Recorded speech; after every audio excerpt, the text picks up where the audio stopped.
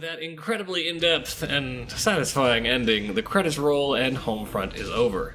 We are left with some questions. Is Connor dead? Are we dead? Did we manage to take back San Francisco? California? Will we take back the country? Well, those are all to be answered in the sequel. Except they aren't, because the sequel is actually a reboot with an entirely different cast of characters and a completely rewritten setup for why and how the North Koreans managed to take over the United States. It's crazy to think that it's been just over a year since I published that video. A lot has changed since then, and I've covered all sorts of games in that time. But the cliffhanger I left in there regarding just what the hell happened with the sequel has been on my mind ever since. As I alluded to in that video, Homefront: The Revolution is a very different beast from its forebear, and it has a very interesting but troubled development history to boot. It's not a game people liked for varying legitimate reasons, and it reviewed notoriously poorly, scooping up multiple Worst Game of the Year awards and garnering general derision and scorn from just about everybody. In fact, I'd say that's the biggest thing people remember about it these days, that it was legendarily bad and irrevocably broken. But, here's the thing. I actually really like Homefront: The Revolution. I played it about 8 months or so after launch, and I really enjoyed it. I wouldn't say I loved it, but I had a good time with the game and found the vitriolic public opinion towards it striking. It's certainly not a perfect game by any measure, but there's more to it than meets the eye that deserves consideration. So with that particular battle line drawn, let's dive in and discuss Homefront's oft-maligned sequel.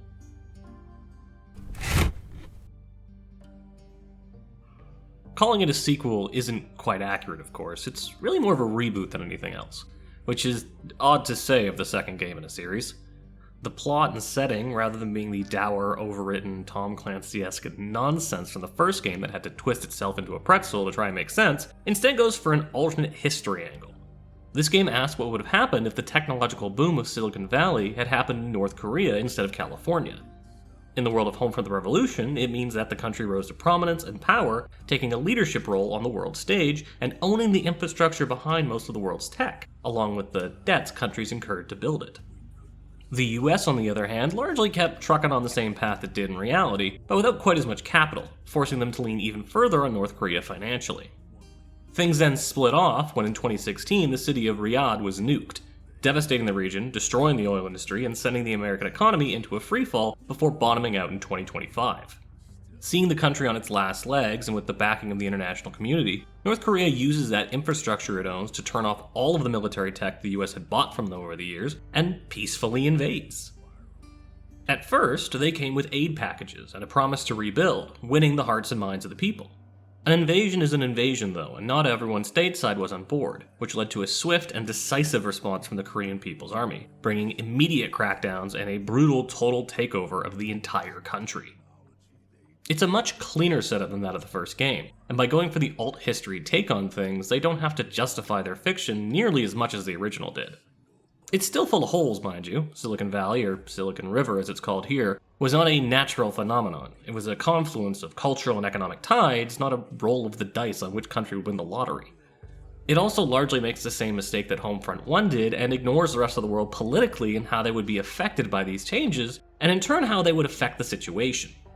China, the Soviet Union, and Japan, to name a few, would all be active and have their own swings of power independent of where not Apple gets founded, and would greatly impact the situation overall.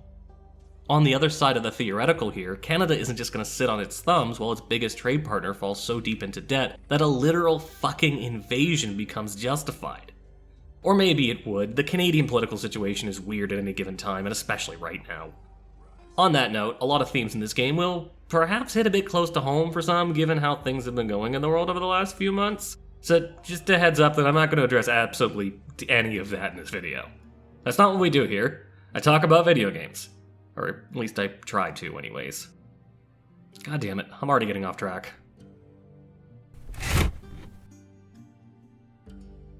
Okay, so where do you fit into all this? Well, you are Ethan Brady, a new recruit to the Philly Resistance who's just arrived up from BC. You're waiting with a bunch of fellow Resistance members to meet up with Benjamin Walker, the voice of freedom, a Resistance hero who's sneaking into the city to help rouse the people and spark a proper revolution. Unfortunately, before you can arrive, your safe house is raided by the KPA, and you and your buddies get interrogated by this Grand Moff Tarkin-looking motherfucker. I take my hand like this. I point. Mary and... Do it, you son of a bitch! No! No! No! He shows you a magic trick before getting a phone call and being escorted out of the game by Walker, who's come to save you. Wait! Wait! Fuck you. Walker gets injured in the process though, and after the two of you move to another safe house, he hands you a smartphone and sends you off to activate a nearby transceiver so you can get a hold of the Resistance HQ for support.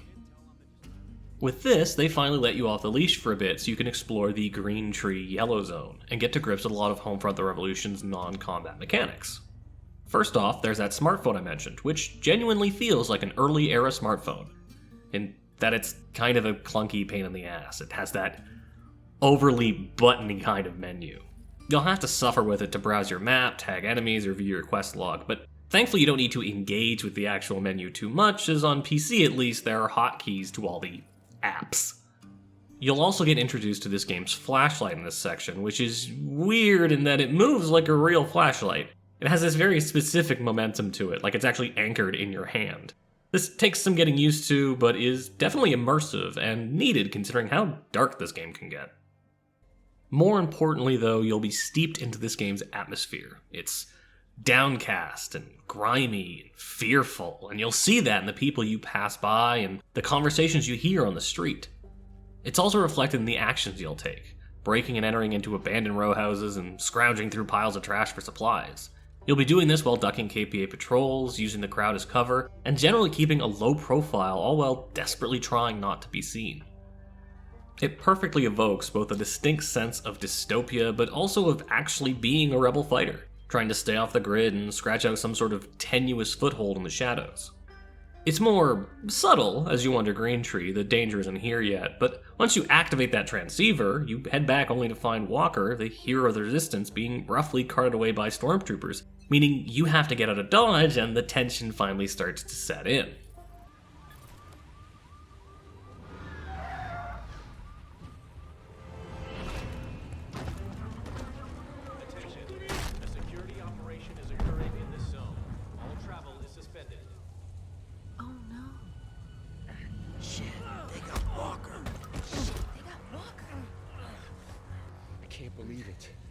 This changes nothing.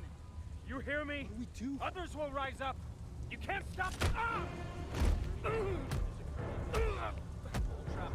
Get the fuck off me! Get the fuck off! Thankfully, you manage to weave through the district and find your way to the main Resistance base, only to be greeted by a couple overzealous yahoos out front who jump you and knock you out. They took you for a KPA spy, and you're handed off to the Resistance's resident psychopath, Dana Moore, for interrogation. Before she can set to work on you, though, she's interrupted by a couple of other Resistance leaders, Jack Parrish and Doc Sam Burnett, who thankfully had heard you were coming from Walker and get her to stand down. Dana, Jack, and Sam are ostensibly the three leaders of the Resistance here in Philly, debating plans and making decisions that impact all of the disparate cells. You're welcomed immediately into that fold, though, by dint of having a camera for a head, and you'll be attending all strategy meetings going forward. They also use this opportunity to acquaint you with the base at large, as well as introduce you to the armorer, Sidney Cook, who puts a weapon in your hand to get you started. Jack then details how with Walker captured, their plans are ruined, and we must stop at nothing to get him back. This is because Walker is apparently the only person in this universe who decided to spec into charisma at character creation, and he has the uncanny superpower of public speaking. The Resistance's whole plan was to have him go on the radio and just, do his thing, creating mass converts to their cause and sparking the titular revolution with some good old-fashioned propaganda. To be blunt, the writing in this game, and especially the plot, is, it's not hitting home runs, but it's dumb enough and passionate enough that I can dig it. Anyways, with the stakes firmly set, we are sent off to join Dana in the Elmtree Red Zone, to do a little raiding on some KP installations and learn the ropes of guerrilla warfare.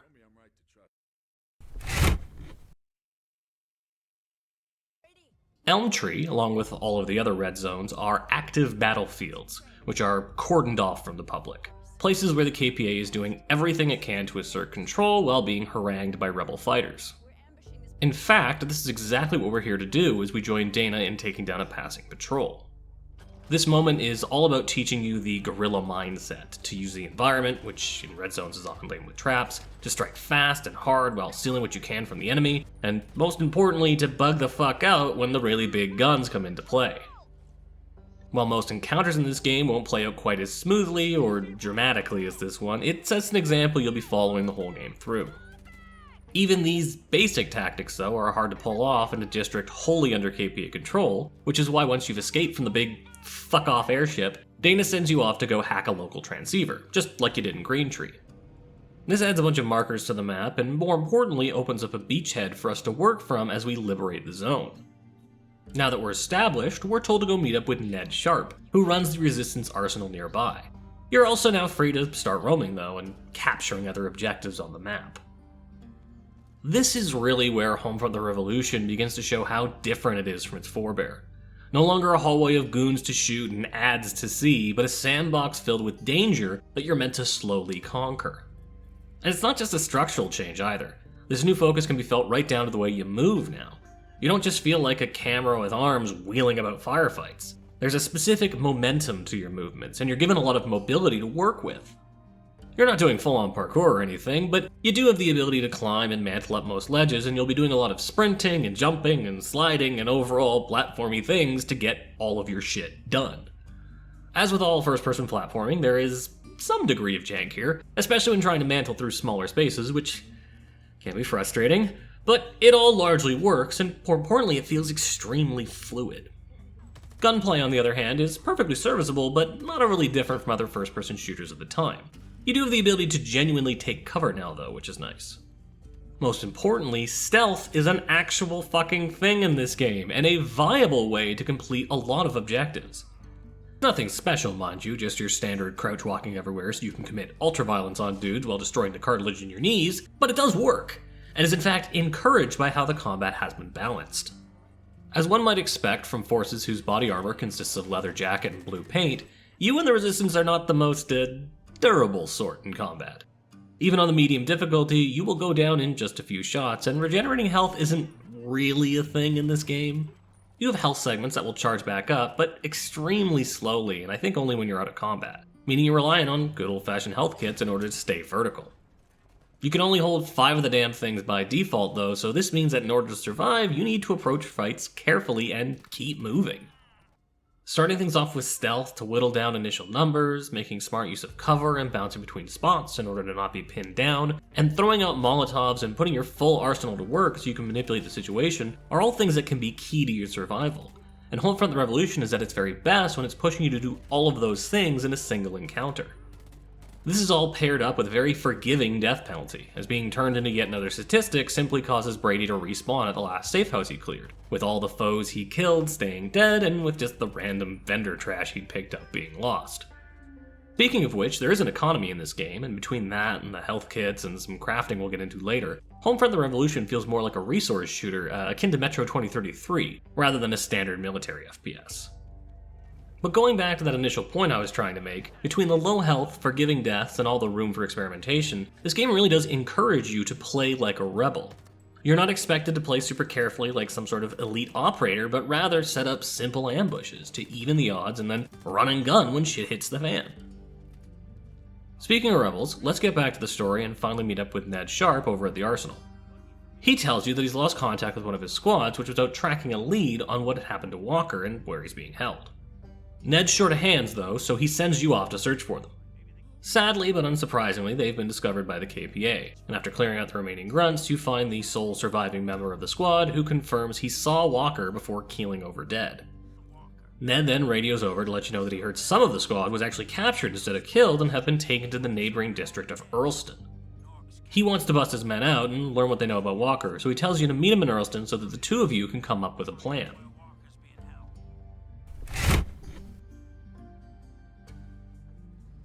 Heading through the secret tunnel that connects Elmtree to Earlston, you meet up with Ned and he tells you that he's learned his men are being held in the local police station, the most heavily guarded spot in the district. You're not going to be able to just waltz over there either, as Ned lets you in on the fact that the KPA have marked you as rebel scum, and you're now a wanted man. This means that KPA grunts will recognize your face and will seek to gun you down as soon as they get a good look at you. This also means that in order to get around the zone, you'll need to be sneaky, sticking to alleys, lurking on rooftops, and using the regular citizens as cover. As with the last couple districts, you start off by hacking a local transceiver, both to gain a foothold and to scout things out at the station. It becomes clear after doing this though that you're not getting in there with things as they are now. Security is just too tight. Ned has a solution though. Get the people on our side. If we can rile up the residents of Earlston enough, then they'll revolt, sowing chaos across the district and distracting the KPA enough for us to take down formerly secure locations such as a police station. It's a solid plan and part and parcel with the whole, revolution thing. So we take off to go make a little hell. As we set out though, we get a call from Doc Burnett, who has some reservations about this plan. He warns us that getting all of these civilians worked up and violent is only going to make the KPA clamp down, and clamp down hard. People are almost certainly going to die. Sadly, you have no voice, as silent protagonists don't get to make moral choices, so off into the night you go to start throwing sparks. With that in mind, now is a good time to talk about just what the difference is between a red zone and a yellow one, along with how brilliantly this game handles its open world. So as you probably already guessed, a yellow zone is one that is ostensibly fully controlled by the KPA and populated with civilians, whereas red zones are active battlefields where the KPA and resistance are still duking it out. The implications here narratively are obvious, but mechanically is where it gets neat, as it means you'll end up having to change your behavior depending on the kind of zone you're in. In red zones, you're going to spend a lot more time in open combat, managing resources, killing snipers, and all that FPS shit. In yellow zones, on the other hand, you'll be focusing more on stealth, carefully avoiding patrols while planning precision strikes on key locations and more subtly causing chaos. While there does end up being a lot of shared ground between those two kinds of gameplay, you're still changing up your thinking every few hours as you move between zones, and it's really refreshing. They feel balanced between each other as well, with both zone types having a constant threat. Instant and infinite guards in the yellow zones, and those big fuck-off zeppelins in the red ones. And a strong reactivity thanks to what they call the Hearts and Minds system. You see, Homefront the Revolution is a surprisingly AI-driven game. The AI for the KPA, your allies, and the civilians all seem to work on very different rules, and each district just kind of throws them in there like a fish tank. As you do various things to build up hearts and minds, the tank starts to heat up, and those systems are forced to interact with one another. In the yellow zones, this means you'll see civilians starting to act up more as time goes on. You also see more resistance propaganda around, and the general situation getting to a boil before you set things off with a big broadcast that causes a full-scale riot. This is exactly what Ned wants us to do here in Earlston. The Hearts and Minds system factors into the red zones as well though, but it's less obvious. Being a war zone, there's no civilians to rouse, but you do need to pick up the resistance's morale. When you start out in a red zone, the KPA has the run of the place, with only the odd resistant scout seen ducking back and forth between buildings. But as you start grabbing strike points, you start to see more skirmishes, more of your buddies actively fighting back, and by the time you've got it to 100%, the KPA seem to have retreated almost entirely. In both cases, this progression from KPA to resistance control is slow and subtle, and you never really notice it happening until it's so far gone, which just feels neat and natural, more importantly. I also really like how this whole system once again feeds into that idea of how a revolution actually works. Have you inspire confidence in your allies and the populace while striking fear into the powers that be. Textbook guerrilla warfare. But while all of that stuff is great, it would fail if it took place in a boring Ubisoft-style sludge of an open world, populated with garbage to collect and towers to climb. While you might think Homefront the Revolution has that kind of open world when you look at its map, and when you think about the transceivers, which do reveal map markers in that Ubisoft sort of way, they've actually broken things out really smartly. The best way to describe it is that they use map markers in this game less to mark objectives rather than opportunities. Actions that help raise the Hearts and Mind level, like tuning radios to the resistance station, disabling speakers, killing snipers, stopping random police frisks in the yellow zones, and helping out with Radiant Flashpoint quests in the red zones, are all essentially optional, as you only need to garner enough goodwill to get the bar to 100%, and there's no real value in doing any more past that. The people have already revolted at that point after all, so the propaganda snowball is already going downhill. By that same token, there are caches dotted all over the map, but these don't contain really anything special or unique. They're built for restocking, meant to be hit quickly on your way somewhere else so you can grab a bit of ammo or some health kits, bus fare, snack for the road, souvenirs, whatever. They're places to bug out to when supplies are running low or when a situation goes sour. Something to consider in how you run through an area and plot your course, but never the point themselves of a particular journey. The only markers that you have to go to, and even these can be optional I think, are the strike points. These bite-sized red missions, when completed, convert a chunk of the map to Resistance Land, creating a new spawn point and a place to change out weapons. Some are required for the story, but they're also the best way to build up hearts and minds, so you'll likely end up doing them all anyways. In fact, clearing these out is the main gameplay loop between story missions, and it's a really solid loop at that. Each of these missions broadly falls into 3 categories: combat, puzzles, or transceivers, with you infiltrating a location, killing some dudes, solving a basic puzzle, doing some platforming, hacking a thing, or a combination of all the above. Completing these objectives is quick, and they're placed relatively close together, so you end up knocking one out every 5 minutes or so as you work your way across a zone. That said, because they have tangible benefits, creating checkpoints primarily, and give you that lizard brain satisfaction of painting the map, you get a feeling of actual meaningful progress, which comes at a good clip. Anyways, back to Earlston. After you spend enough time inflicting shenanigans on the KPA, you get on the radio and make a stirring broadcast. Something powerful to rouse the people from their torpor.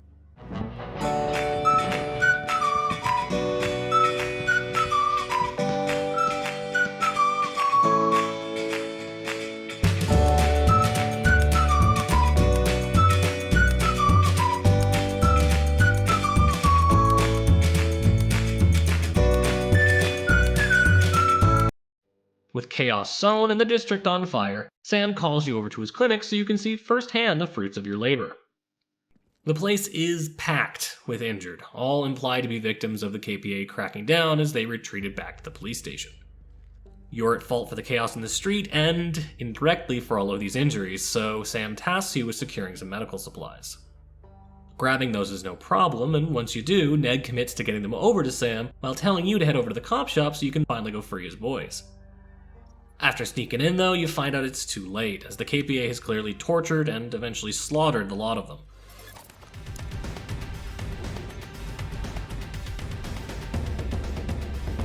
Jesus, Brady, they killed them all. Those poor bastards. They didn't deserve this. They were good people. And the intel on Walker's gone too. Why would they do this? Did they know we were coming? God, what a mess. Look, don't blame yourself, Brady. You did everything you could. At least we got Earlston behind us. You better head to the subway when you can. Parrish wants to see you. Hopefully, he'll know what to do next.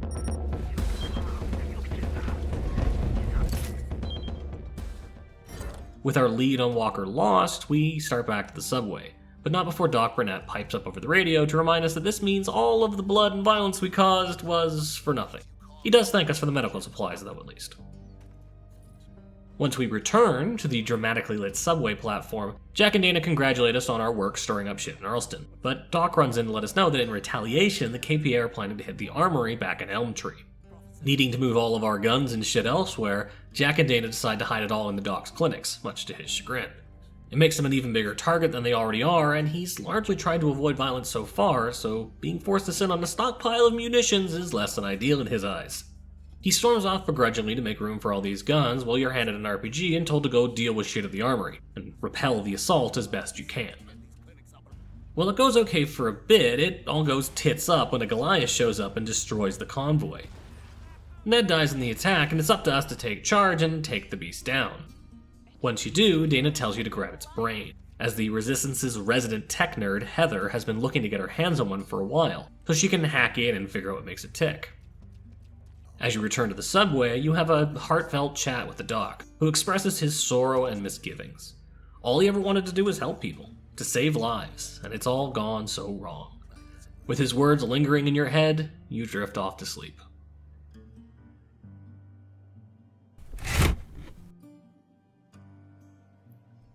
You wake up the next day and come in to find Jack and Sam still arguing about all the guns they're now stashing under hospital beds. Jack is doing his best to placate the good doctor, but Sam is sick of all of this violence and how it's just begetting more violence. The conversation is put on hold though when Dana comes in to tell them to turn on the TV. It turns out they won't need to figure out where Walker is being held after all, because the KPA has been nice enough to broadcast it on the evening news. He's at the Hall of Justice, formerly Independence Hall, awaiting trial, and Jack and Dana are already drooling at the prospect of breaking him out. Trying as always to be a voice of reason, the doc asks if all of this chaos and destruction is worth it for just one man. But Jack insists that Walker is the only one with enough charisma Jesus juice in him to make the whole country rise up. This is when the plan is poorly and hastily cobbled together. We'll take that Goliath brain we secured earlier, have Heather hack it, slap it into a new Goliath, and then we'll use that to bust down the gate and bring our boy home. It's a slapdash plan, but the clock is ticking, and it's hastily decided it's the only chance we've got. That being the case, you're sent off to bring the Goliath brain to Heather, but there's a problem. She's cooped up in the highly secured Ashgate district, to which the Resistance doesn't have proper access. Thankfully, we have a turncoat on our side, a KPA collaborator named Crawford, one of many who chose to work for the KPA when they showed up, tasked with keeping track of their fellow citizens. We go to meet with him in the Holloway Red Zone as he has a plan to sneak us into Ashgate using the local monorail system there.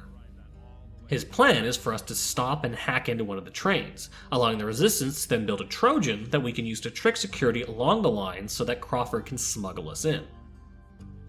This involves us setting off all the way to the other side of the Holloway Red Zone, and as such, it seems like as good a time as any to talk about the presentation in this game. You probably noticed already, but Homefront the Revolution is a surprisingly good-looking title, and even 6 years on, it holds up really well. Lots of attention was paid to making each zone feel distinct, and they make a really strong use of lighting and weather effects to set the mood. Rain-dappled streets create a sense of oppression, small fall zephyrs evoke loneliness and abandonment, and extremely dark nights let a sense of inescapable, pervading danger creep in. The dynamic soundtrack certainly helps reinforce all that as well, sticking with this low, droning, ambient techno vibe that then ramps up with the action, but manages to hold back from ever turning into cheesy bombast like in a lot of military shooters, the first Homefront being no exception. Admittedly, a lot of that atmosphere comes thanks to CryEngine just tending to look really good when it's used properly. And the team that made this game used to be part of Crytek, so clearly they know their way around this tech. That being said, it is more than them simply recycling their prior work. I was actually curious how much of the effect work here was stock to the engine, so I jumped into Crysis 3, a game they did in fact work on, to compare and contrast. While a lot of the broader visual effects carry over, such as how the rain looks, how the wind affects fabric, and the way that explosions and fire expand, it's all pumped up to 11 in Crysis 3. Homefront the Revolution, on the other hand, feels like it employs these things with a lot more subtlety, focusing on creating tension and mood over pure spectacle.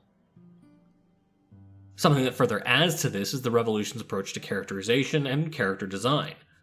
While it's still clearly going for a realistic look, there's a specific verve to the way they designed a lot of their characters. They are not pretty, I guess, would be the best way to put it. That's not to say they're ugly, mind you, but rather that they look exaggerated in a way that makes them feel more real. Unique facial structures, blemishes, resting expressions. These characters all have, well, a lot of character to their designs, and it matches their personalities. Jack's whole beleaguered detective, faux John Wayne thing can be seen both in how he's written, but also just in the tightness of his expression. And you know Dana's a bit unhinged before she ever pulls out that knife, because she has a serious but deliberate case of the crazy eyes. Compare this to the cast of the first game, who are basically cardboard standees with a few extra polygons, and the difference is stark, to say the least.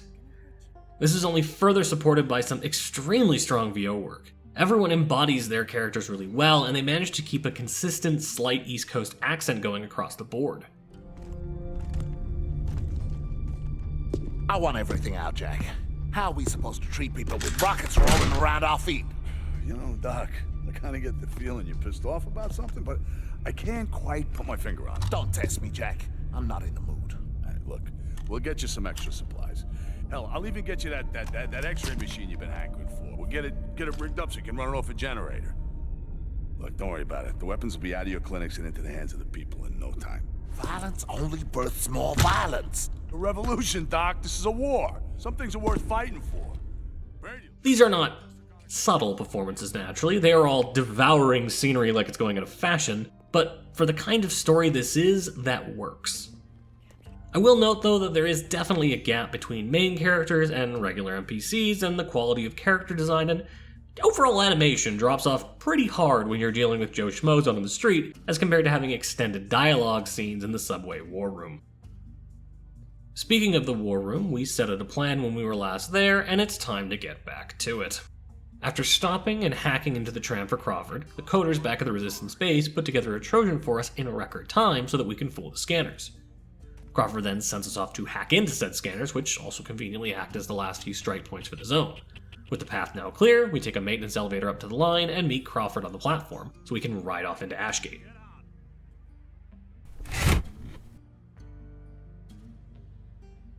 As you roll into the zone, still in the surprising privacy of the tram, Crawford gives you a debriefing on the situation here that doubles as a warning. Ashgate is where all of the KPA collaborators and supporters live, regular Americans who saw it as salvation rather than invasion when the People's Army rolled into town.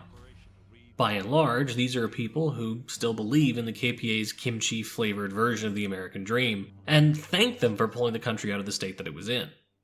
Not that they're completely brainwashed and unafraid, you get a taste of that as Crawford manipulates a guard into letting you to the front gate with the threat of a KPA crackdown, but these are not the huddled, teeming masses waiting to rise up that you saw in Earlston.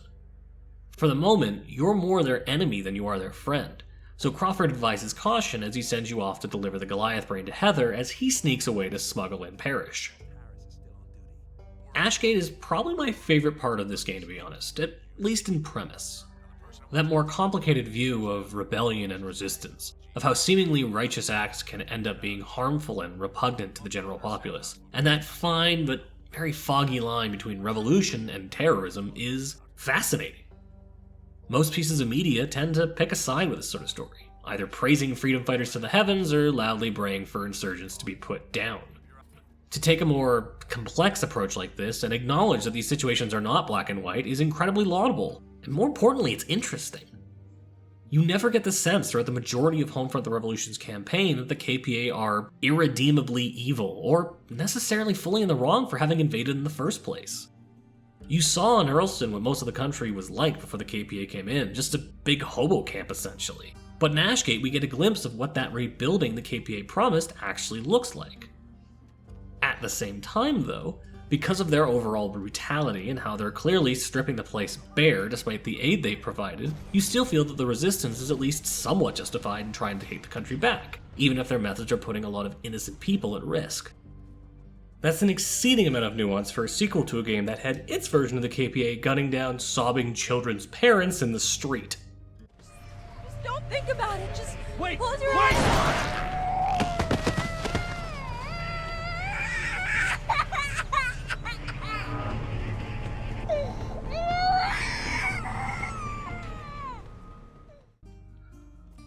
Admittedly, a lot of the finer details of this conflict and some of the really good personal accounts are contained in missable journals, but that overall nuance is there in the broad strokes as well. Straight through to the end of the game, there's a lot of moral gray going on here, and not in that boring Game of Thrones kind of way where everyone's an asshole. That's not to say the writing is amazing here by any stretch. The overall plot to this game is basically going from one utterly asinine plan to the next with little logic in between. But despite that, it feels like they genuinely understood and wanted to explore and question that core theme of revolution, what it truly costs. I'd go so far as to say that the entirety of the game's story structure is built around that idea, sometimes to the game's detriment. You may have noticed that we're constantly heading back to this subway with fuck all to do in it, and that's because more than this place being the Resistance's base, it is their stage. That's why every major decision, every key conversation, every face-to-face with our main trio of Resistance leaders happens here, in this sparsely decorated and dramatically lit war room. Every interaction in this room is blocked out and framed like an act of some hacky off-Broadway play, using Dana, Jack, and Sam as representatives of the various mindsets with which one could approach a revolution, and having them all debate those perspectives for you, the player, to watch and consider. Just like a real pretentious artsy play, its handling of all this is smack dab on the fucking nose, but it's still really cool to see it done in this medium and with such passion. It helps too that despite being broad archetypes and written as mouthpieces for sides of an argument that isn't actually happening, the characters here manage to feel like people. They're all flawed and unique, and those quirks and facets come through in their conversations both with each other and with you. There's nothing super deep in there, mind you, but you get a sense of them from these interactions, an insight into their personalities, even if those personalities are largely built off tired cliches, and you get all that without having to suffer through a single tortured backstory. They rely on context and subtext to convey things instead, actually treating the player like they might have a couple of brain cells to rub together, and making all of these characters feel more fleshed out and considered than any amount of exposition ever would. That being said, Brady is still a complete non-entity. As being a silent protagonist, he just does what he's told. Speaking of which, we should probably go do what we were told, and bring that robo-brain over to Heather and get the story moving again. It's easy enough to sneak over to her safe house on the outskirts of the district, and while it's made clear right away that this particular cell of the Resistance is in a bad way, Heather is ecstatic to have the brain and is raring to help. That said, she doesn't want to risk breaking it by screwing with the brain ham-handedly, so she sends you off to collect some brains from the smaller seeker drones flying around so she can muck about with those first and get the lay of the land. This is nothing but a mindless fetch quest, and you handle it quickly enough, but hearing you're available to handle random busy work, and knowing that it'll take Heather some time to crack the Goliath brain, Crawford calls you up with some errands of his own. Crawford's are distinctly more sinister, as he wants you to go murder his direct supervisor. It seems his boss has been snooping around and has pulled together enough evidence to finger him as a Resistance operative, so Crawford wants you to steal said evidence and then slit his throat like a pig for good measure. It's off-putting work, to say the least, as this isn't an enemy soldier or even some political bigwig. It's just a middle manager caught up in something bad, and Crawford being in your ear the whole time, encouraging and excusing your actions, only makes this whole thing feel more wrong. After taking out his dirty laundry, you head back to Crawford's apartment, only to find Jack already waiting there for you, so that you can all go over the plan to steal a shiny new Goliath we can use to break Walker out of jail. It seems the local shipyard just had a fresh shipment of the things come in, and they're just waiting at the depot, ready to go. Unfortunately, the docks are strictly locked down and open only to highly vetted KPA work crews. Crawford can get you and Jack clearance, but he'll need access to the worker manifest so he can forge you the appropriate IDs first. As with seemingly every other MacGuffin in this game, the manifest is being held in the local police station. In order to sneak in and steal it, you must once again do that whole "do you hear the people sing" thing.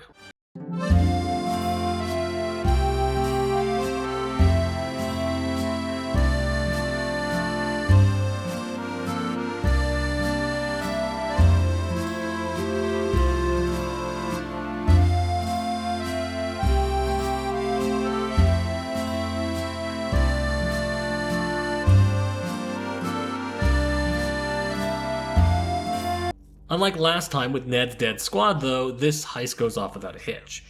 Heather even managed to get things figured out with the Goliath brain while we were off inciting street violence, so we go meet up with Jack over at her place so we can set off to the shipping yard and pick up our new ride.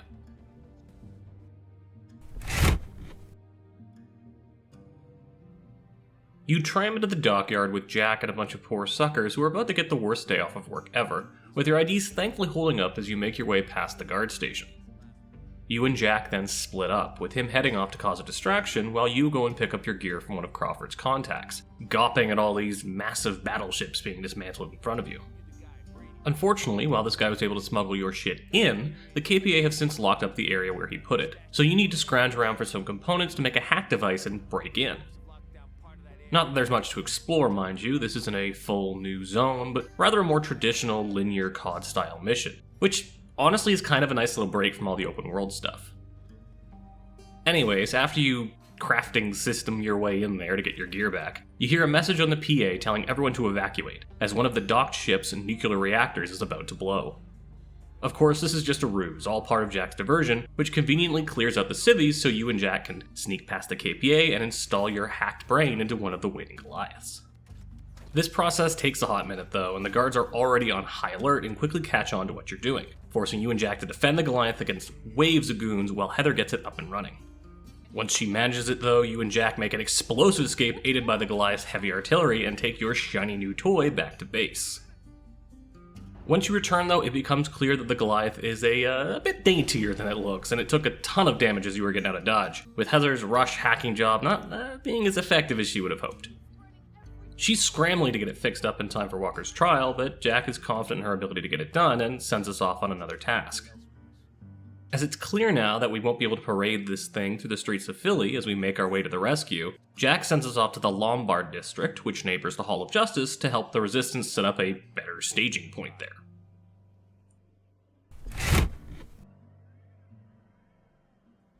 Lombard is a toxic hellhole.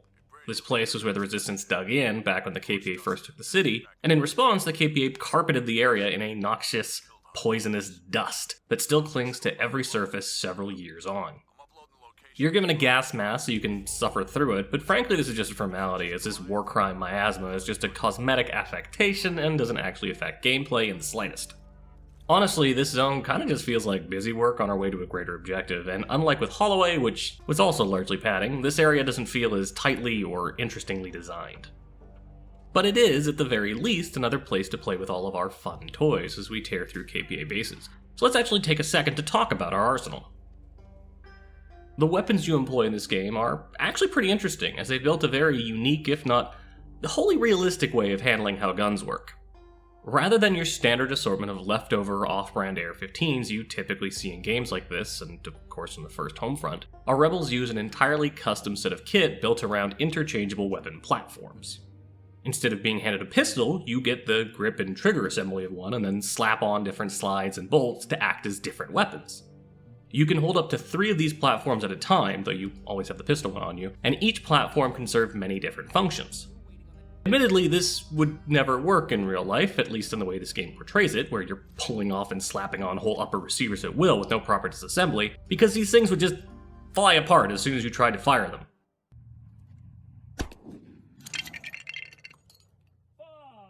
Not to mention all the issues around loading in a bunch of different calibers and such, but I don't actually care. As much as I have a bit of passion for firearm mechanics, and the system does make me scream in torment a little on the inside at just how cursed it all feels, on a sheer gameplay level, this whole setup adds a ton of variety and strategy to this game's combat. The hodgepodge, duct tape approach to guns means they can give you some much wackier options to play with. And the fact that each gun is actually 3 guns means you need to consider all of those functions when deciding your loadout, what you're going to go do, and how you want to play. That variety means each platform has a lot of potential uses attached to it, and combined with each other and the various attachments you can buy, you can build your loadout for stealth, or firepower, or explosive damage, or whatever. The only real downside is that, at least on PC, actually swapping out receivers in the middle of combat is kinda clunky and dangerous, as bullets are still flying around you as you're futting about with the menu. So it's best to figure out the configuration you want to go with before you start any firefights. This does kneecap the versatility a little bit, and on that front, Doom 2016's weapon mod system later blew it out of the water, but it still gives you a lot of options at any given time, and creates a very specific strategic flow to how you end up approaching combat that few other games have copied. The fact that each gun has a lot of character to it as well really helps sell things. Between the strong sound work and the little touches on each piece, such as strapped-on dog tags, faded paint jobs, and worn-out Gadsden flag stickers, it all adds that little sense of ownership and wear that helps give these firearms a sense of personality. Complementing this ragtag DIY arsenal is a system for support items called the Gorilla Toolkit that is similarly interesting and versatile, but at the end of the day feels kinda needless. How it works is that you have 4 kinds of tools that you can deploy: Molotovs, explosives, firecrackers for distraction, and hacking devices. By default, you can just chuck these things out, but you can also unlock the ability to set any of them as proximity mines, to remotely detonate them, or to strap them to an RC car and drive them around a little bit. This system offers a ton of options for how to approach things, and the range of support items you're provided all have their uses, but unfortunately you rarely ever need to do more than just fucking pitch these things out there. Those fancier options are mostly useful for very specific and inorganic situations, with the fact that you can only hold 4 of each tool and primarily get them through the tedious crafting, making the whole system just feel fiddly and unnecessary. Speaking of crafting, let's talk about that and the overall economy in this game, light as it is. To make all of your toolkit items, you'll need to pick up various odds and ends and then slap them together in the field into somehow identical Molotovs, pipe bombs, and so on. You can also buy those components, along with med kits, ammo, upgrades, attachments, and so on, at any of the armory stations you'll find waiting at every strike point you complete. To buy things, you'll need either credits or KPA tech points, depending on what you're buying. Credits are earned by completing main missions, by doing these little MMO-y side jobs that aren't really of any consequence, and by picking up random vendor trash and selling it back at these shop boxes. KPA tech points, on the other hand, are earned by completing strike points, or by doing the various activities that fill up the hearts and mind meter, though how turning on radios converts into hard currency, I don't quite understand. Unfortunately, as the random junk doesn't really pay off much, and there are far more opportunities to earn tech points than there are the larger credit payouts, you'll end up unlocking every gun and deployment method pretty quick, but find yourself counting pennies as you try to afford even just the basic upgrades and attachments that actually make you feel more effective in the field. I do appreciate that this makes you continue to feel like a hardscrabble rebel without strictly limiting the options at your disposal, but by the midpoint when you're swimming in tech points with nothing to use them on, it just feels unbalanced. Sadly, the midpoint of this game is where things start to fall apart in general. Speaking of which, let's get back to our adventures in Lombard. After taking over a stronghold that Jack had flagged as being the perfect base of operations, we meet back up with Heather, who's managed to repair the Goliath and brought it over for some field testing. It seems the KPA has set up some drone launchers in the area, and we don't want to risk them screwing up our rescue before it even starts. So seeing this as an ideal opportunity to put the Goliath through its paces, she sends us off with it to go take the things down.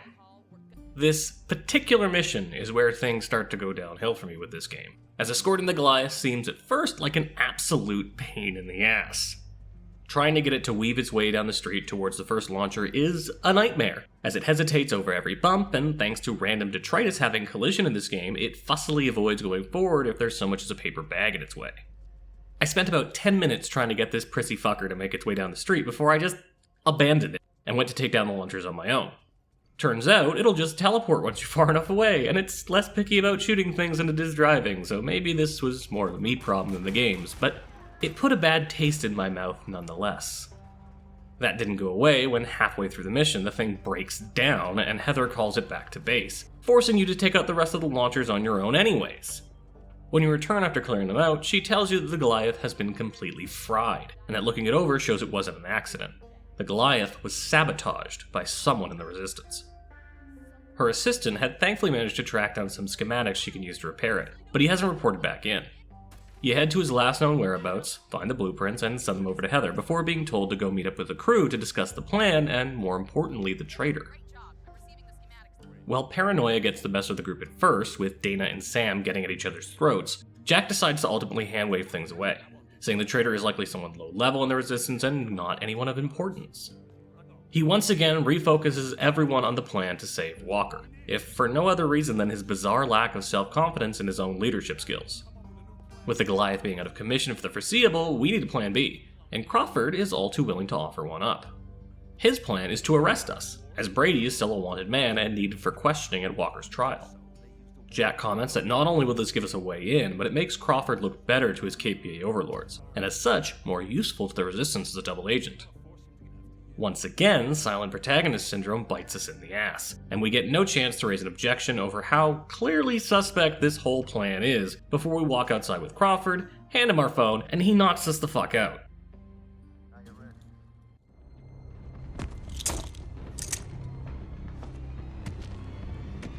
Sorry, but it has to look good.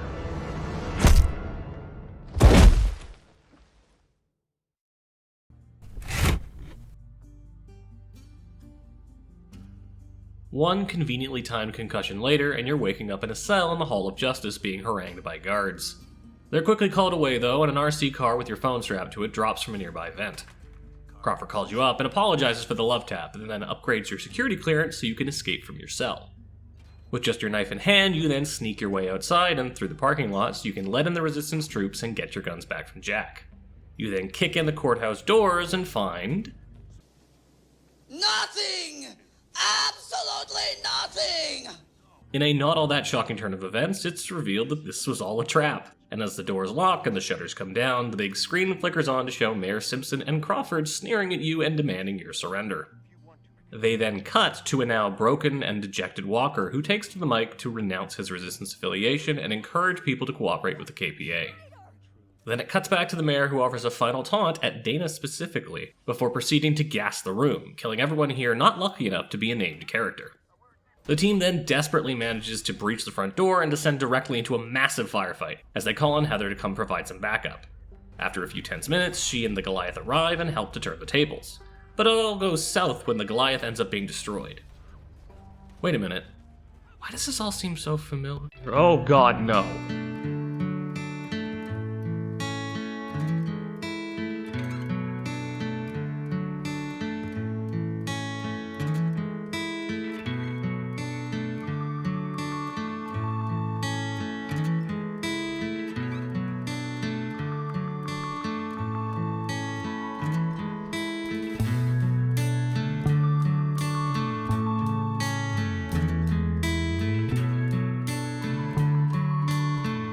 Right.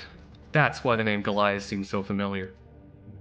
Anyways, with our ace in the hole destroyed, we're first to make our escape, though unfortunately Heather has been impaled by a chunk of rebar in the process. Even more unfortunately, Brady is an utterly piss-poor medic, and just goes and rips the fucker out of her, which is absolutely the last thing you're supposed to do with this kind of injury. Naturally, she then bleeds out and dies, and oddly is never really brought up again. Much like earlier with Ned, it seems she was destined to be sacrificed for the sake of plot progression and nothing else. And so, our awful, flimsy plan has failed. Not only have we managed to not save Walker, but we've lost almost all of the resistance along with him, with much of our ranks having either died in the attempt or having since defected thanks to Walker's magic charisma powers now working against us. We have a big old pity party back at base as we tell Doc Burnett what happened. Tensions raise as Dana's past with Mayor Simpson is briefly brought up, before being brushed aside when she proposes straight-up literal genocide. You know what I say?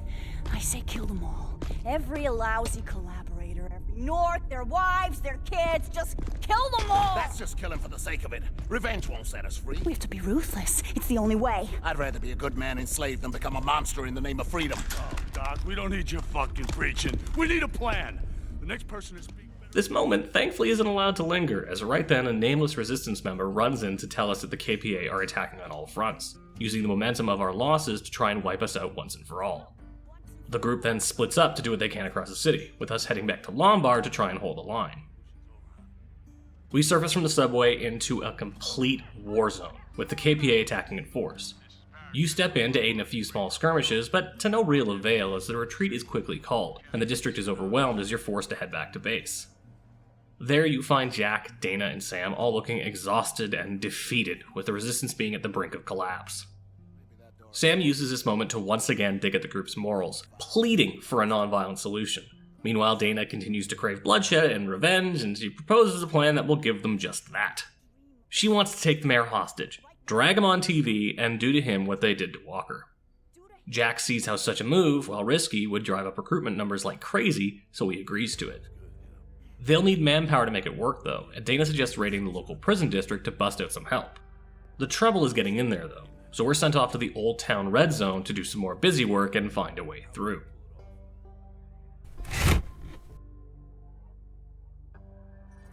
Rumor has it that a few prisoners recently escaped from the restricted zone and were found in Old Town. This means there must be a hole in the fence somewhere in this snarl of skyscrapers and bombed-out ruins.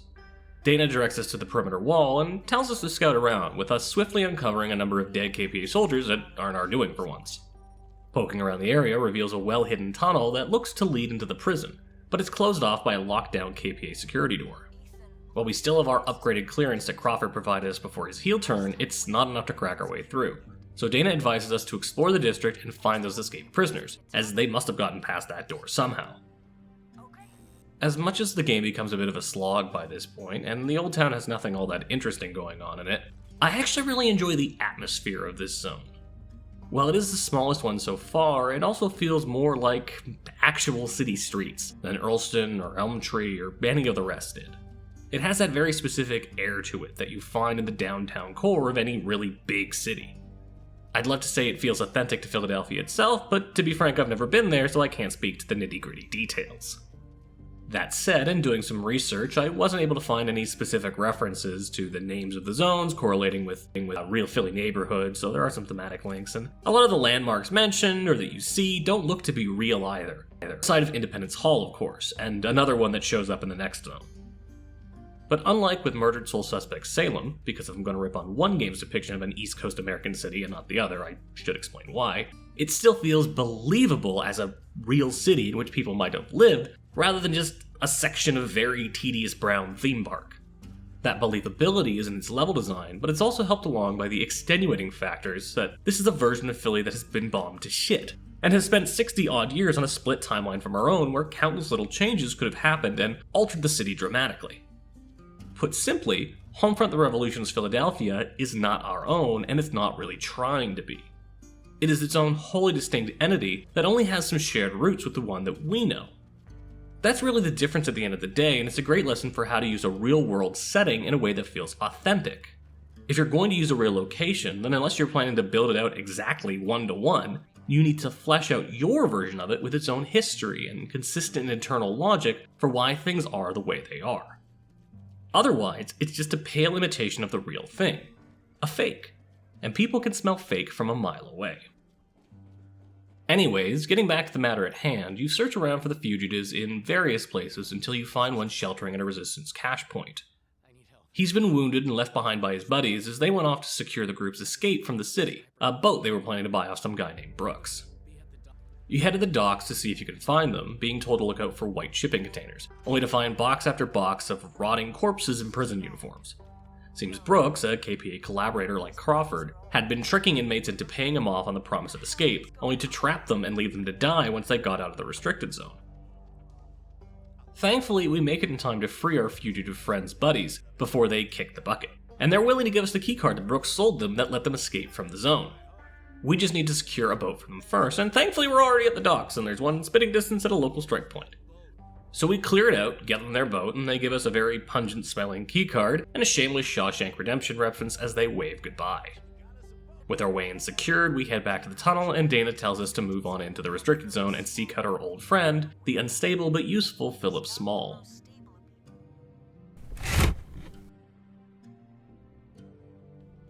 As you sneak in through the sewers, Dana chimes in over the radio to remind you that the entire district is basically one big open-air penitentiary, holding not just pacifistic political prisoners, but also hardened felons. In order to blend in, you swipe a jumpsuit off a corpse and head up into the heavily patrolled city streets, ducking the guards as you make your way into the Bourse, the other legit Philly landmark I alluded to earlier. This is the only place in the zone that the KPA avoids, presumably because the tight quarters make it a death trap for them, giving prisoners free run of the place with Small setting up shop in the basement. Being a tad jumpy, he greets you at gunpoint, and holds you there until you get a call from Dana, at which point he turns very friendly.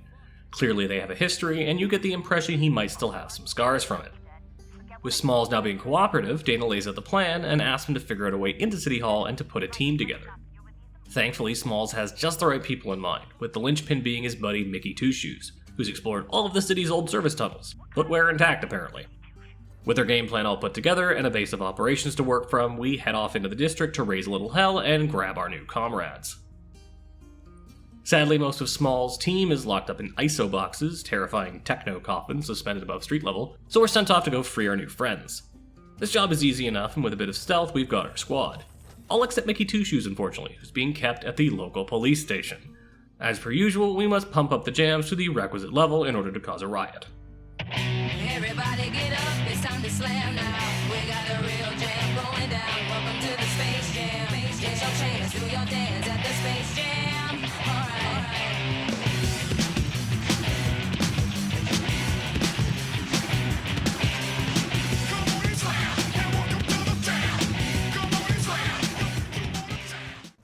At that point, we then bust in there and free him, and with that handled, we head back to the Bourse to meet up with Jack and Dana, in order to get things laid out with our convict conclave and get ready to assault the mayor's office.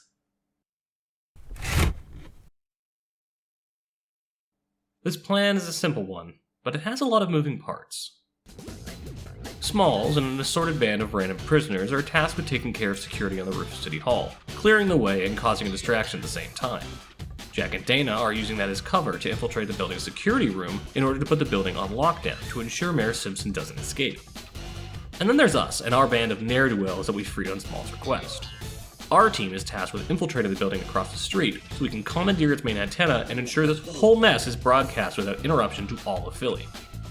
This all goes more or less to plan outside of a wee holdup where we have to help Smalls defend the roof, and then we go meet up with Dana and Jack and kick down the office door. I don't understand what's going on here. We get the cameras rolling, and Jack and Dana get him to capitulate and read their message, but he pleads with him, saying that this isn't going to work. He claims that the fragile sense of stability that he's managed to create here is all that's preventing the KPA from crushing the entire city, with both Boston and Pittsburgh supposedly already being wiped out. He tries to broker peace, but it's all too much for Dana, and as she further hints at her history with Simpson, she snaps and rams a Bowie knife into his neck. With no other cards left on the table, Parrish finally has to step up and actually try to lead, making a surprisingly decent cowboy speech in an effort to rally the populace. Alright, now, words ain't exactly my strong point, but, you know what? This ain't a time for words anymore. Or prayers, or hope. This is a time for action. Now, you're scared, and I get that. The Walker's gone, the Norks have got us backed into a corner, and you're looking for someone to tell you what to do, somebody to show you a way out. But I say, fuck that. If you want to be saved, you gotta save yourselves. You gotta take responsibility. You want your home back? Take it. You want your life back? Get it back. Pick up a gun, pick up a brick, fight with your fists, grit your teeth, get fucking furious, man. Cause this is it. This is the moment. This is our only chance. Stand with us. Stand with your sisters and your brothers. Stand with your neighbors. Just stand the fuck up! If you want out of this hell, we're gonna have to fight our way out.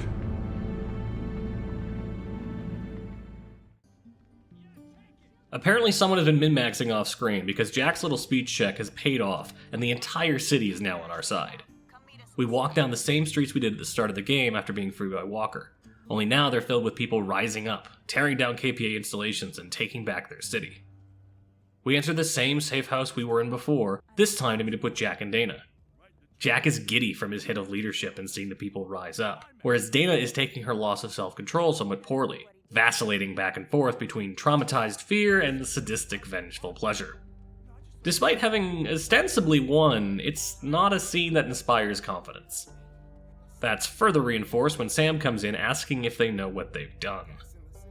It seems that despite it all, Simpson was not full of shit, and that the KPA is sending in a fleet of Zeppelins to gas the city and turn Philly into a lifeless, noxious dust bowl. Furious with himself for having been at all part of this fiasco and distraught at what he's helped come to pass, he picks up and leaves the resistance, setting off to save as many lives as he can before the gas ships arrive. You'd think this would act as a moment of clarity, the beginning of the end, the start of a dramatic escape. But no. Instead, we apparently had a bunch of SAM launchers and extra missiles tucked away somewhere, ready to go for just such an occasion. Why do we have these? Where did they come from? How are we maintaining them, given the troubles we had with the Goliath earlier? Fuck you! That's how. The whole game so far has done a really good job of making the Resistance feel like the underdog, genuinely undermanned and under-equipped, and making that a key part of the story and the themes and the narrative, and then at the 11th hour it's just decided to ignore that and pull heretofore unseen missile defense systems out of its ass. Anyways, you, Jack, and Dana split up to help set up and secure these SAM sites in a bid to defend the city, with you starting off in Ashgate. After a tight bit of defense, you get everything ready, the missiles fire, and they're stopped by drones. Seeing as you're in Crawford's neck of the woods, you and Jack decide to pay him a little visit and deliver some payback, as well as see if you can't squeeze a way to stop the drones out of him. He pleads with you, saying that his betrayal was forced, that they had his number and knew about all of his resistance activities. He's also completely shitting himself of the prospect of leaving his apartment, as he's seen the rioters executing other collaborators in the street. After Parrish gets him to cooperate by promising him his safety, he spills his guts and tells you that the drones are controlled from a central tower at Independence Hall. Jack then decides to leave, saying Crawford is on his own and leaving Crawford's fate to you, double-crossing the double-crosser. Choosing whether to kill him or not is the only actual choice in this game, interestingly enough.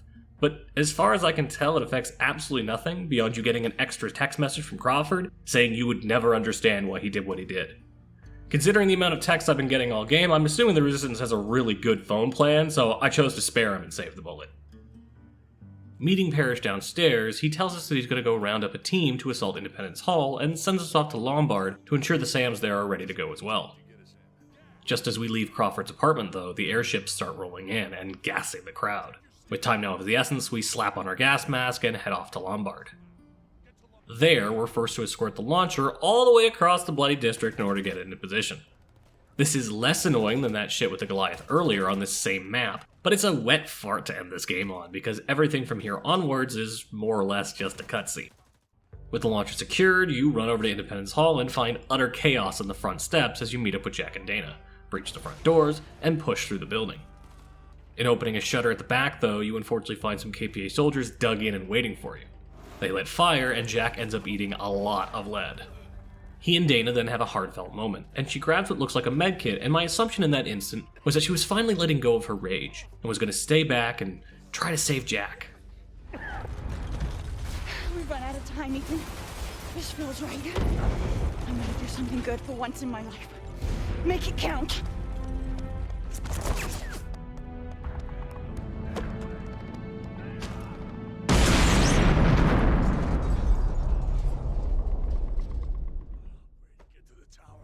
It turns out that was not a medkit.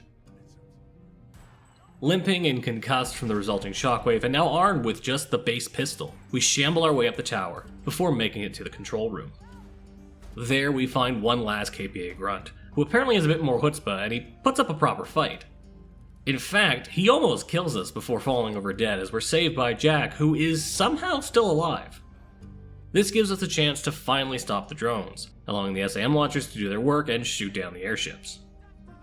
You and Jack then look out over all the chaos of the city, as triumphant music swells and we're told how meaningful and important and not at all Pyrrhic this victory is, despite the fact that all of our friends are now dead or gone. KPA almost certainly has more blimps already on the way. It's such a weird, rah, let's go ending that feels so bizarre when cast against the rest of this game's tone. And I'd love to say it's just a strange ending note, but nah, because this game has a bunch of single-player story DLC for some reason.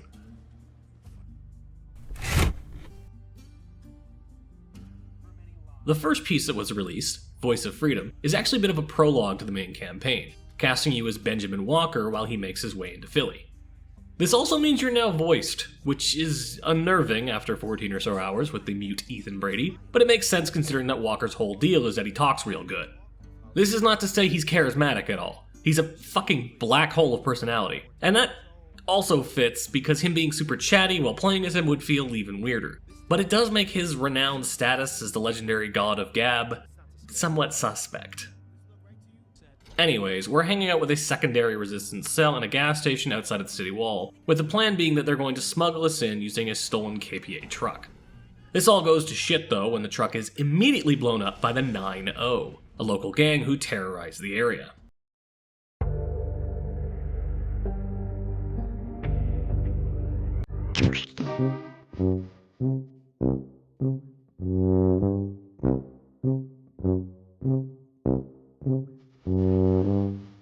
With our way in destroyed, we take off with our cadre of resistance nobodies that conspicuously don't appear in the main game to execute Plan B, and sneak in through some old abandoned subway tunnels.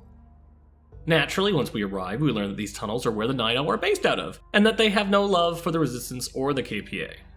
We can't avoid them though, as they've sealed off the tunnel leading into the city, and we need to navigate our way through their base in order to find the generator that will let us open it and proceed. There's no going in guns blazing either at this point, as all you have is the shitty pistol and nothing else. This DLC leans in hard on resource management, and that's actually to its credit. Pretty much all of your gear is strictly procure on site, and it means you're forced to make the most of every bullet, adding some actual tension to the proceedings. That being said, it makes this work by completely throwing out the open world design of the main game, and going for a far more linear approach, somewhat akin to the first couple Metro games. Not that there's too much exploring to do, because Voice of Freedom is extremely short. In almost no time at all, you'll have made your way to the generator. Along the way, you'll take out only a couple of handfuls of bandits, though you do get an honest-to-goodness boss fight against an armored truck, which stands out like a sore thumb in this game. After that, you get to do a sick motorcycle escape as well, jumping over ramps and running past bad guys as the whole place collapses around you. It's all super dumb and tonally inconsistent with the main campaign, but fuck it. I like it as a change of pace. Same thing with casting bandits as the main antagonist here. It helps vary things up from the constant parade of off-brand stormtroopers that we've been fighting. Of course, it's then and there that the Voice of Freedom remembers just what the hell it was trying to get you to do, and sends you directly to a KPA checkpoint to fight grunts for like 5 minutes. Pushing past them, you get trapped in a small room and are forced to escape through a garbage chute, while your made-to-die resistance comrades all sacrifice themselves so you can get away. From there, you get to watch the opening of the game, but now through Walker's eyes, as he sees his initial rendezvous blown and heads in to save Brady. It's not a bad little piece of content, all things considered, but it feels completely and wholly unnecessary, made even worse by the fact that it's like 40 minutes long at best. It's at least somewhat cheap, coming in at roughly $5 depending on your location, and it differs nicely from the main game, but it's certainly not essential.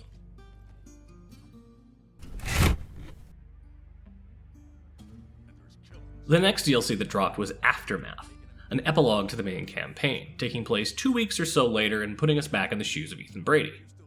Parrish, now in a wheelchair, tells us that the KPA is still using Walker to spout propaganda and damage the resistance using his almighty charisma powers.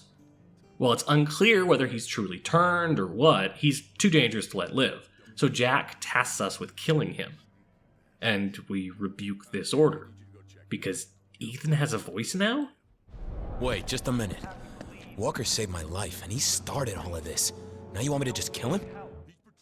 It made sense with Walker in the last DLC, but giving Brady this fucking action man voice all of a sudden is completely bizarre. The game even references the fact that this means Brady was being mute of his own volition for like an entire week over the course of the main game. Anyways, with our newfound powers of speech, we convince Jack to give us a chance to try and rescue Walker one last time and bring him back to our side. He agrees, but on the condition that we take him out at the first sign of trouble. And I really like this idea of taking the great hope of the first game and of this whole setting and casting him as a villain, especially after the last DLC gave him some nominal depth. I like that idea.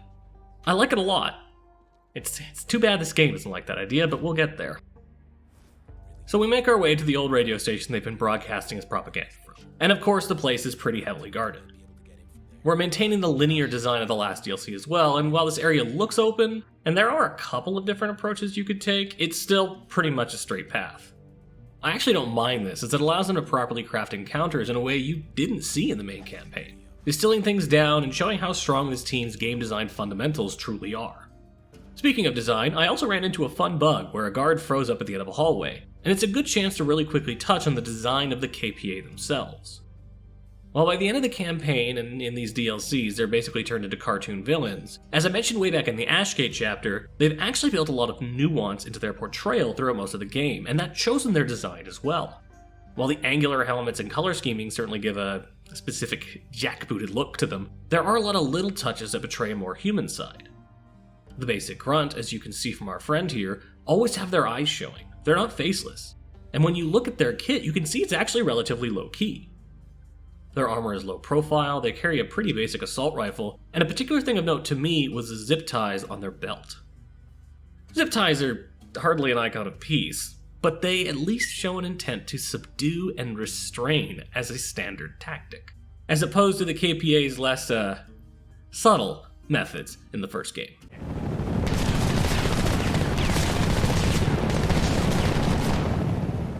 It's a minor thing, and unless you get a bug like this, you're not likely to ever notice it.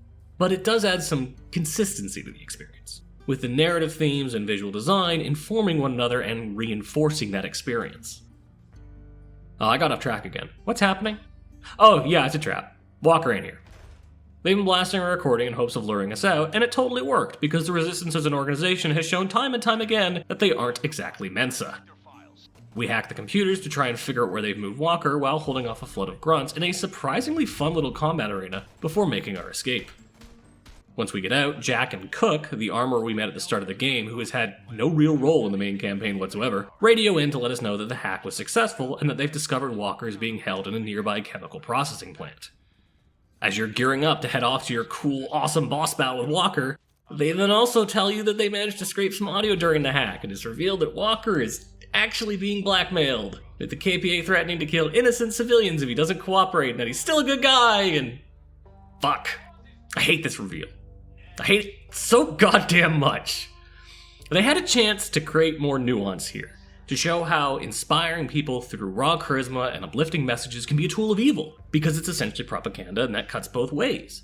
They could have shown how Walker was broken, or genuinely convinced that the KPA had the right of things, having him make his case at the end of a gun while Brady struggles with the morality of killing the man who saved him. They could have had this big twist, where Walker was actually a grifter all along, or a fraud, and his turning traitor was just his lies finally catching up to him. They could have done almost anything. They could have put a pin in the themes of this game and really hammered down on their message. They could have done anything. And it would have been better than just sweeping his betrayal under the rug and saying, nah, he's still Revolution Jesus and you love him, and you always will. Go save him. Let's just wrap up this damn DLC. So you go through a bunch of shenanigans to get into and work your way through this chemical plant before pulling Walker out of his cell and working with him to make your escape. The place is absolutely jam-packed with KPA grunts though, so you and Walker have to hold the line as you wait for Cook to come save you in an assault helicopter he'd been apparently repairing in his free time. Got your back!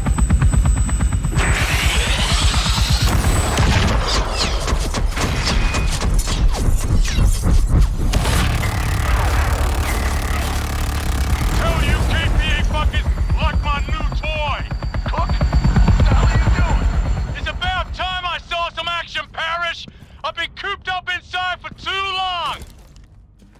I will admit, this encounter is pretty fun. And they throw a lot at you, which does keep things tense. It's a cool set piece to end the DLC on, which is good because it's just as short, if not shorter than the last one. And when Cook swoops in at the end, it's a cathartic enough little moment as he lays down fire everywhere. As it all wraps up, you board the helicopter, you hand Walker back the phone he gave you at the start of the game, and he swears revenge on the KPA, while we fly away and it fades to black. It makes clear just how vital and important he's going to be to the end of this game's story when it concludes with the last piece of DLC, Beyond the Wall. This is all what I would say if he actually appeared in that DLC, which despite all our efforts just now, he does not. He just does not.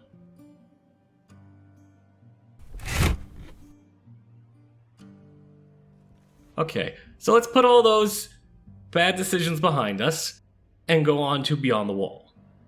Beyond the Wall looks a little further down the line from our victory during the main campaign, and makes clear that all of our actions were completely pointless and have almost certainly caused more harm than good.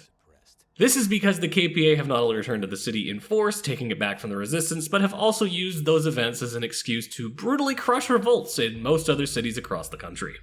So congratulations! You're indirectly and at least partially responsible for the indiscriminate massacre of thousands.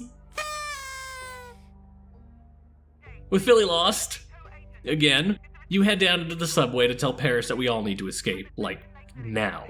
But as you're doing so, the Resistance receives an encrypted transmission from a NATO agent, stranded out in the Pennsylvania boonies, who claims to have a desperately important message. Brady, being the action man that he is, volunteers to head out and save her, while the rest of the Resistance flees the city. And with good timing too, because at more or less this exact moment, the KPA busts down a wall and begins their assault. After a harrowing escape of the rest of the Resistance, you arrive in the countryside, and after a lovely walking tour of the Beckton Lake area, we arrive at the local church, where our NATO agent is hiding out.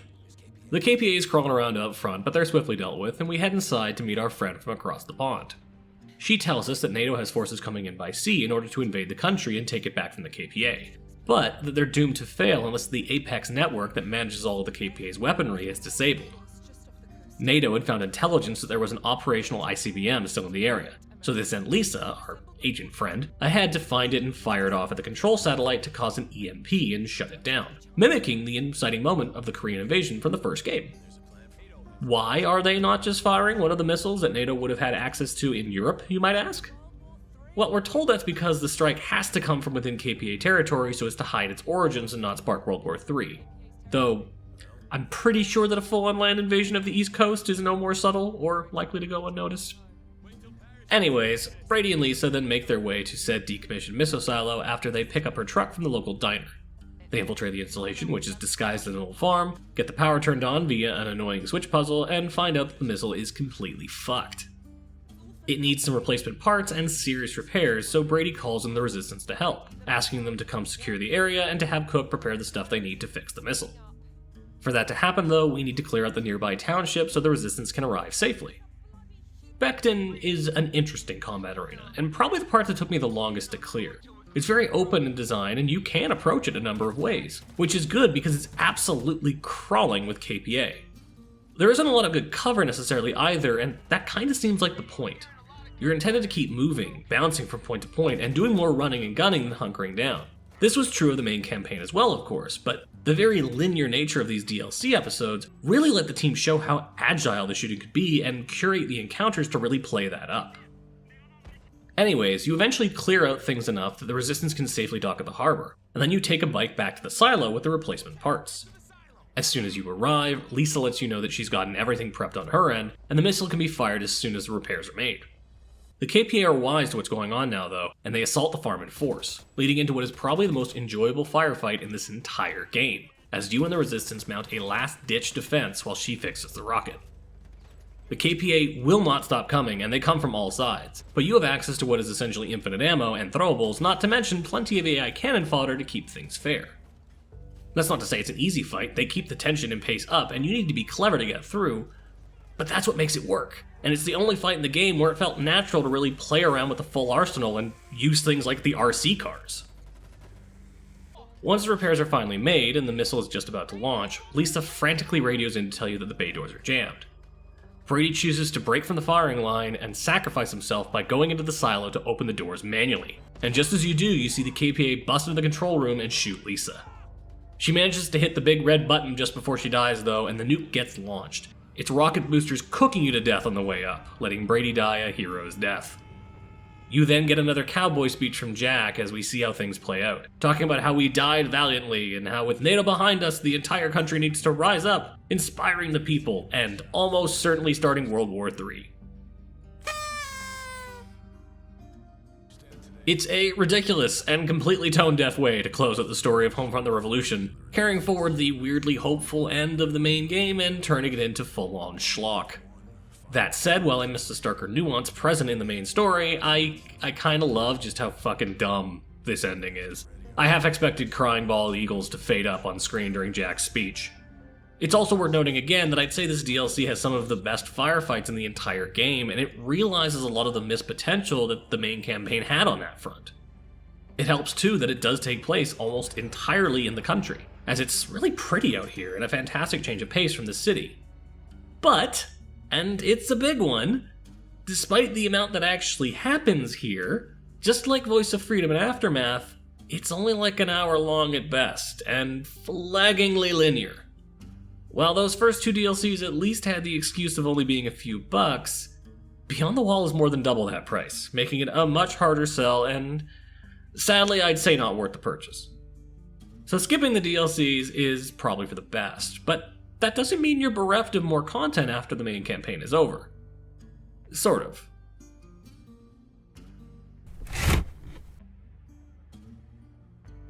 The big thing that they would like you to play once you're done with the story is Resistance Mode, Homefront the Revolution's multiplayer offering. Unlike the first game's well-received but unoriginal competitive skirmishes, Resistance Mode is a cooperative affair, with you and 3 comrades taking on various objectives. This mode is pretty fully featured, to be honest, with a character creator, unique powers, multiple distinct progression and upgrade systems, and a crap ton of cosmetic garbage to slap on your dude or dudette. And those cosmetics are 100% the point here, as while there isn't a paid currency, at least as far as I could find, there are a bunch of little microtransaction DLCs specifically for this mode that give you a bunch of skins and head starts for different weapons. It's honestly really surprising that there isn't some degree of paid currency, as a big feature of all this seems to be this loot box card system thing that drops various consumable buffs that you can equip before each mission. As gross as all that sounds though, looking at what I can find, it seems like there was at least some potential for fun here. And it was trying something different from the slew of other tacked-on multiplayer modes we saw around this time. Not that I can say for sure though, as the servers seem to be completely dead at this point, and it's not really playable solo just due to the amount of enemies they throw at you. I tried to find a match during regular gamer hours and came up empty. Looking on the Steam forums, I saw some people were setting up matches here and there, but almost all those conversations looked to be a year old at the very least. There were even some rumors that the quick match servers had been shut down, but I wasn't able to find any conclusive evidence showing that's the case. Looking at Steam charts, it seems more likely that the revolution is just over, and people aren't logging on anymore, at least not to play Resistance Mode. In fact, I imagine most people booting this thing up these days are doing so to play a different game entirely.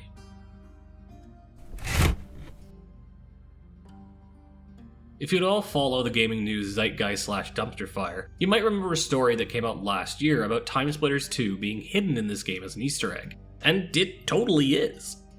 In the restricted zone on the top floor of the Bourse, there's an arcade machine you can activate that lets you play a demo version of that game, featuring the Chicago and Siberia levels. Using a secret code that was lost but then found and shared out when that story started making the rounds, you can unlock the entirety of TimeSplitters 2 to play, all within Homefront the Revolution. Even crazier is the fact that this Easter egg is included in the PC version, with the full unlock code working there too, making it technically the only official way to play TimeSplitters 2 on PC. It all works just fine too, as far as I can tell. To be honest, I never played this game back on the PS2. And the game scales up to Modern Revolution surprisingly well, making it super weird that Deep Silver didn't choose to just release it standalone once it was discovered. But there is a reason for that, and that reason lies within the answer to a different question. That question being, how in God's name did a full copy of TimeSplitters 2 end up in the sequel to Homefront of all things? Well, I have an answer to that, and it requires us to go back to the polygonal prehistory of the 5th generation, and specifically the N64. As I sure hope everyone remembers, one of the biggest hits on that console was GoldenEye 64 by Rare, made by an internal team there that also went on to make Perfect Dark, another console shooter classic with a very similar design. Well, after Perfect Dark, most of the members of that team chose to leave Rare and founded their own studio, Free Radical Design. Free Radical took with them a lot of the ideas and style of GoldenEye and Perfect Dark, their iconic HUD being especially notable, and used them to make the acclaimed TimeSplitters series on the 6th generation of consoles. Also Second Sight, but no one ever talks about that game. After that, and with great expectations for the HD consoles of the 7th generation, they started work on what would become Haze. And if you don't remember Haze, well...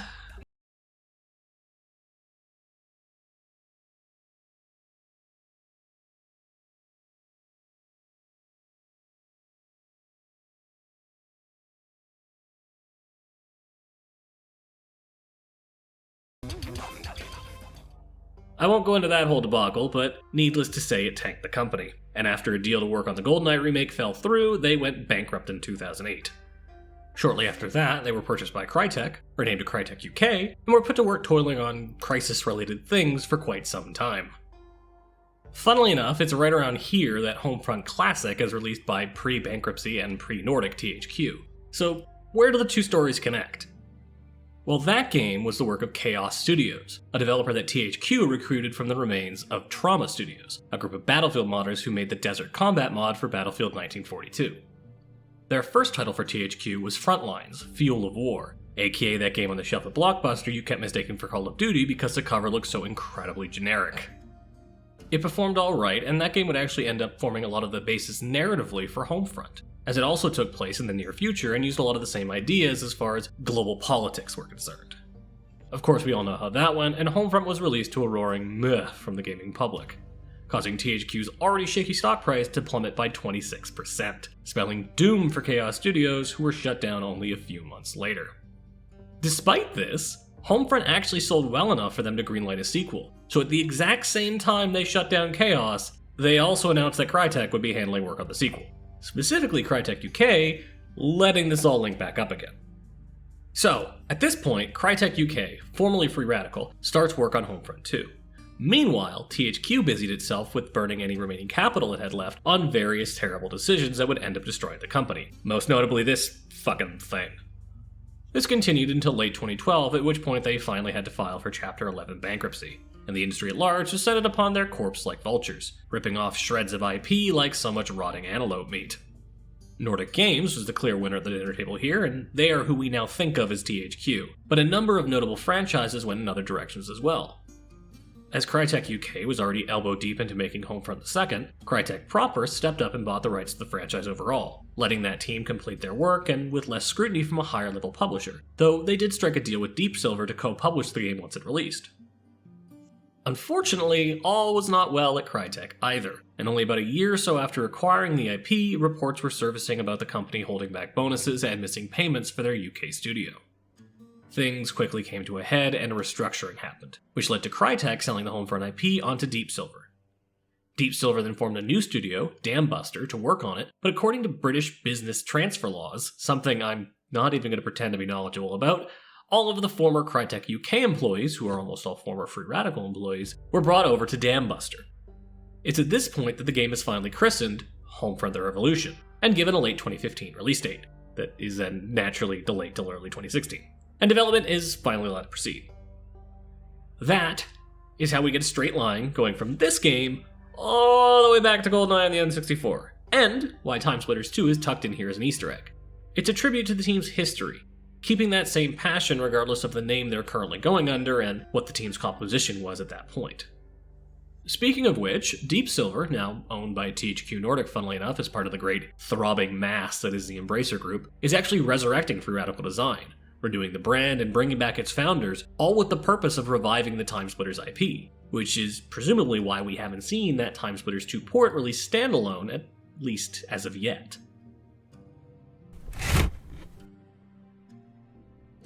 The development of this game was quite a bumpy ride, clearly. And while that does certainly show in the final product, to actually finish out such a journey takes a lot of passion, and that shows too. There's a message from the game's director that starts off the credits, and it's far more candid than what you normally see from this sort of thing. It acknowledges the issues, thanks everyone who stuck it out through development and those who didn't, and it makes it clear that this game was not just a paycheck for those involved. It's the sort of thing that if you follow the whole crazy story of this game's development, you can't help but feel good to see, and then feel bad about when you remember how this game was received when it first launched. But putting that human side of things aside and looking at this game more objectively, it still paints a positive picture as far as I'm concerned, because honestly it's kind of shocking how much better Homefront the Revolution is than the first game in almost every way. While it most certainly has its faults, still being kind of buggy here and there with an odd floating truck or disappearing patrol, and it does kind of fall apart in the back half, the basic gameplay loop on display here is just far more enjoyable than the first game's overblown set pieces and brain-dead shooting, as Homefront the Revolution focuses more on atmosphere, fun, and experimentation overall. You're given so much room to play around and lots of toys to play with in these little sandboxes filled with AI who seem to have a mind of their own and are just running around doing their own thing. Once you get going with that and settle in, the loop just kind of sustains itself as you ping from strike point to strike point, finding caches and stopping patrols along the way. It's all extremely fun. Issues really only come in during that back half where they start to run out of steam in terms of content and compensate by upping the difficulty and, more importantly, the bullshit. This game is never exactly hard, at least on the normal difficulty, but it does start to feel slightly unfair past a point as they become fond of spawning in groups of grunts, giving you less resources to work with, and spreading out hearts and minds opportunities so thin that you really have to scrape to hit those 100% marks. It's also where the bugginess I feel like really starts to pick up, but honestly it's only in the last couple of maps, and prior to that it's a very solid and enjoyable shooter that deserves more credit than it gets. While it's far from perfect, Homefront the Revolution has a lot more going for it than most people think, and it's been unfairly maligned as far as I'm concerned. That said, while it does run mostly fine now, I can't speak to how busted it was at launch, which was at the core of the complaints in most of those original negative reviews. That paired with a flagging interest in both open worlds and military shooters at that time made it really easy for people to write this game off as some sort of half-formed mess. A final, fetid cloud of gas rising from THQ's rotting corpse, released only as a matter of obligation and IP hot potato. But as I've hopefully shown here, that's clearly not the case. There was a lot of passion put into this game, and it had a ton of really neat ideas, enough of which panned out well enough to make this a better than average experience. It's got all the markings of a true cult classic in my eyes, between its hammy writing, solid gameplay, and its really novel take on the open world format. I think given some more time, more people will warm up to it, as the strange but not unpleasant step between generations and companies that it was, and as the product of an incredibly talented studio that was just unfortunately going through a very troubled time. And that, finally, is Homefront the Revolution. As always, I took my sweet fucking time in making this video and have sailed right past that channel anniversary mark I was aiming for, but it is what it is. As these videos get longer and longer and I get more ambitious in my writing and my editing, the more time they're going to take to make. There's only so many hours in the day in between work and life and trying to find time to play games that are, well, not these games. I only get a handful of hours per week I can really fully devote to making these videos. Rather than stress out about it though and kill myself trying to hit that tight 2.5-month production schedule I went with last year, I'm changing over to an extended 3 to 4 month cycle that's a bit more realistic. It does mean less videos overall, but hopefully also better videos when I do manage to get them out. And I will try to do smaller ones here and there that'll be a little bit quicker on the turnaround. As for what's up next, I don't actually know. I got a few things in mind, but I'm still thinking about it. It has been a while since we had a real stinker though, and I got a few choice pieces of top tier Kusoge waiting in the wings, so it'll probably be something along those lines. Thanks as always for watching, and have a good one.